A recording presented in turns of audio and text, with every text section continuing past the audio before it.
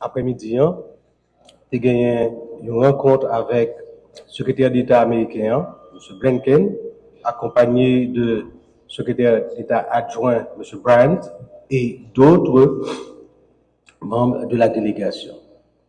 Dans l'échange avec le secrétaire d'État, nous avons gardé principalement points concernant situation sécuritaire, préparation qu'a faite pour nous arriver dans l'élection, et entre les deux, comment processus de mise en place différents organes, accord 3 avril a marché, comment état général là.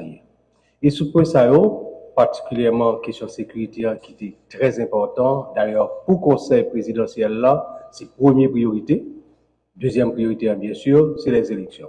Sous première priorité, gagner de grands efforts qu'a fait maintenant, particulièrement avec renforcement capacité et police nationale là, et forces armées d'Haïti, avec accompagnement premier contingent de mission multinationale d'appui à la sécurité qu'il a.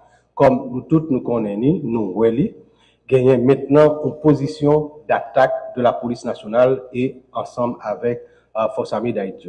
Ça fait que maintenant, partenaires internationaux, notamment américains, comprennent donc nécessité de renforcer encore davantage capacité à police là et même forces armées d'Haïti.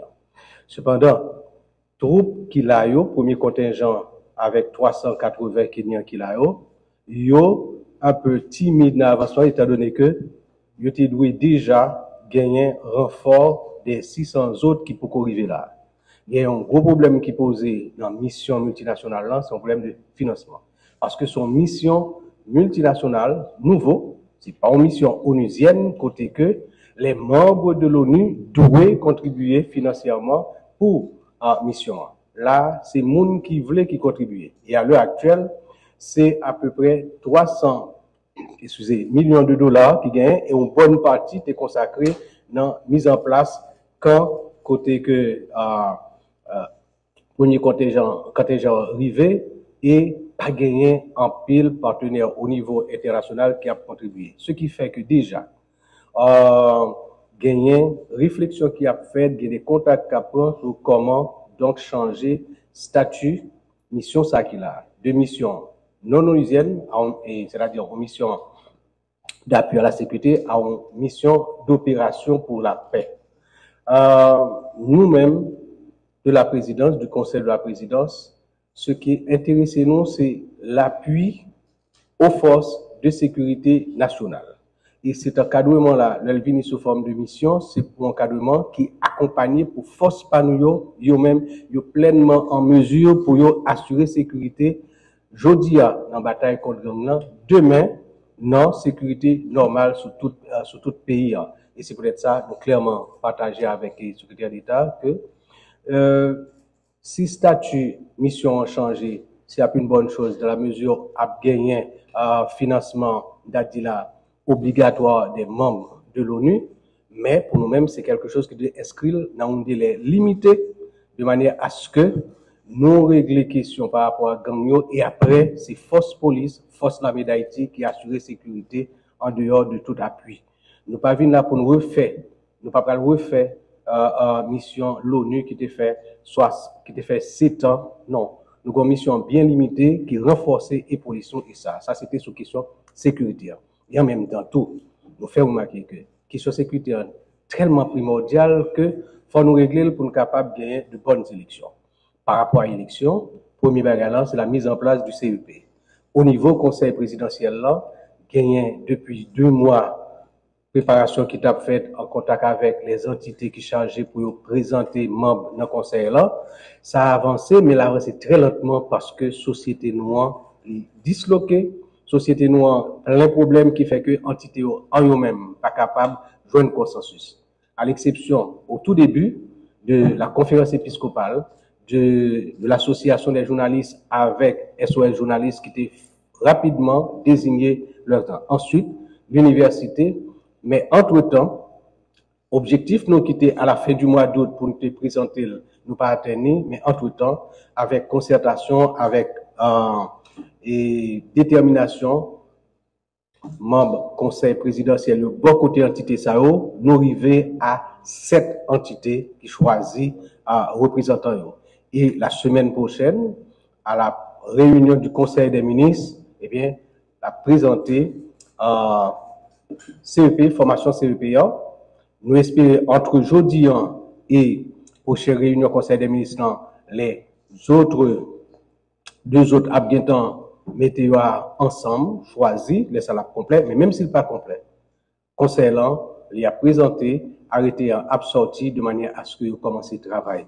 Parce que CEP a bien pour le travail, pour préparer machine électorale là. Pendant que le comité pilotage conférence nationale là, qui est déjà en place, a complété à la réunion prochaine du conseil des ministres, il y a un membre qui a complété, il y a travail pour que réforme constitutionnelle est en fait dans les 3 premiers mois, c'est-à-dire d'ici à fin novembre, de manière à ce que CEPR lui-même a préparé le référendum pour février et mars. Et à partir de ce moment, enclencher le processus électoral pour nous capables de respecter délai transition que le Conseil présidentiel a gagné au 7 février 2026.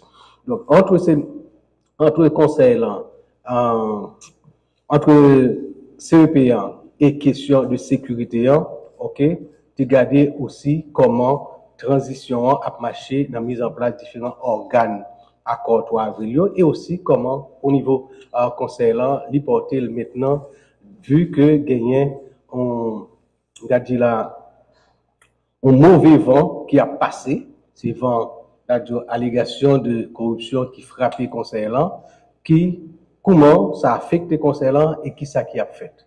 Effectivement, il a affecté le conseil là, fait que il y a une difficulté pour que nous avancions bien, j'en ai commencé, mais comme on te dit en revenant de la réunion de la CARICOM à Grenade, et que gagne une instance de l'État, l'ULCC, qui saisit le dossier, il y a travail et que nous demandons à ce que l'ULCC fasse son travail en toute indépendance, librement, et fait de façon à ce qu'elle produise rapport. Et maintenant que les 3 conseillers, la semaine dernière, volontairement, de par eux-mêmes, aller à l'ULCC et engager à travailler avec l'ULCC pour que la vérité l'est faite. En ce sens, nous dit encore, l'ULCC maintenant, les éléments pour que pour le cap produire rapport, et ce rapport-là a fait la lumière, a éclairé le conseil là pour que le conseil là soit capable de décider pleinement en toute autorité sur la question, car personne n'est au-dessus de la loi.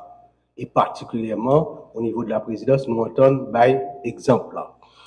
Pour terminer cet échange avec le secrétaire d'État, moi, fais lui remarquer que la question sécurité est tellement importante pour nous et que nous avons gardé dans nos relations avec notre voisin, la République dominicaine, qui, Jean Proverbe l'a dit, voisinage c'est famille. Nous devons gagner une bonne relation, nous devons gagner un bon rapport. Toutefois, la question sécurité, il est établi par rapport officiel. Gagnons, il y a un moyen pour que il y ait des armes, pour que il y ait des munitions à partir de trafic, qui sortit en général en Floride, qui passait par la frontière. Alors, nous demandons au secrétaire d'État pour qu'avec le gouvernement américain, pour y intervenir de manière à faire en sorte que le trafic, ça, il campé, et là, ça, même si on a des armes, sans munitions, eh bien, bon bout de fer en main, et comme, entre-temps, nous, du gouvernement et du conseil présidentiel, n'a renforcé et l'armée et la police, n'a capable donc d'arriver plus vite à rétablir la paix, la sécurité sur tout territoire, dans tout pays. Voilà donc l'essentiel de l'échange que nous avons gagné après-midi avec le secrétaire d'État américain Blinken. Nous devons partager ça avec la presse, nous sommes très contents que nous là, et ça permet que, ensemble, dans l'opinion publique, nouvelle l'an passé, clairement, ça que tu dis, ça que le fait. Dans la rencontre que nous avons gagné avec le secrétaire d'État, il y a des questions qui étaient posées. J'aime t'expliquer là, nous t'ai parlé avec eux de la situation générale et comment l'ULCC saisit le dossier et nos conseillers, nos 3 conseillers, eux-mêmes volontairement rencontré avec l'ULCC et nous demander à ce que l'ULCC continue en toute indépendance à faire travailler, à produire rapport, et rapport ça à éclairer tout le monde, en particulier conseil là. Et pour conseil là, il est clair, personne n'est au-dessus de la loi. personne n'est condamné à l'avance non plus.